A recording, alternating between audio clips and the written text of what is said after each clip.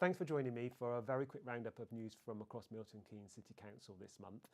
First off, thank you if you came along to Changing Places, a special conference looking at diversity and how the changing population here in MK needs to be reflected in the planning system.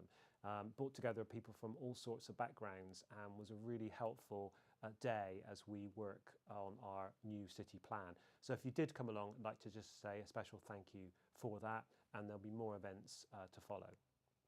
Now, earlier this month, it was the National Secondary Offer Day. Nearly 4,000 children were allocated a school place. The vast majority got a preferred place. Not everyone did, though, unfortunately. We will be working with those children, those families who didn't get one of their preferences. But I'd like to thank our schools and, of course, teams within the council for their work processing all those applications. It is definitely a very complicated logistical exercise. Now, our winter plan is coming to an end. We've been running that for the last 6 months, and over £3 million has been distributed to the community. Some of that to residents directly in help, financial help, and some of it through organisations like Food Bank, Sophia, our parish and town councils, who've run a whole range of events, and we're very, very grateful to the effort people have put in. We know there's more to do. We know we're not out of the woods yet on this, and we're thinking about the next version of our plan. But just to draw to your attention, our winter plan is now coming to an end.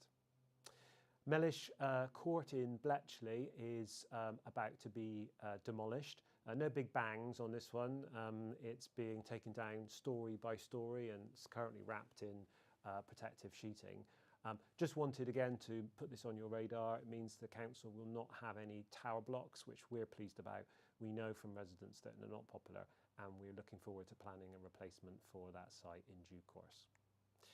Now, the Appropriate Adult Scheme connects volunteers with young people who are in custody, in police custody, and play a really vital role. And we were really pleased to see that the High Sheriff recognised this as a valuable service to the community.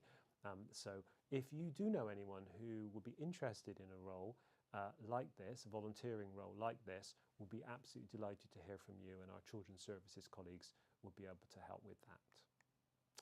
Similarly, if you work on Fuller's Slade or you're involved in Fuller's at all, we'd like to let you know that we're launching some community projects up there. We've got a lot more youth and community activities going on, and we're launching a scheme called Fuller's Clubs, which enables local people to apply for money to organise events and activities in their area. Organisations can apply as well. It's very similar to what we did on the Lakes Estate, the Lakes Clubs, which was very popular indeed. Now, the web address is on the screen if you want to find out more about that. Similarly, the address on screen now will help you find out more about our Youth Safeguarding Mark. This is a new scheme that we've launched to help community youth clubs and youth activities follow some good practice steps on safeguarding to make sure children and young people are as safe as they possibly can be while they're in their care. If you ever need to look at a council report or perhaps a meeting agenda, you will know that the system we use is called CMIS, and we're changing that to a new system called modern.gov, or modgov for short. It's an easier system to use, a bit slicker, and that will be going live next month, so just to make you aware of that. And if you also are planning an event, or you're working with a community group to plan an event for the coronation, can I draw your attention to the fact that the deadline for road closures is the 31st of March. There is a legal process we have to follow, so if you are in that position, please share that information.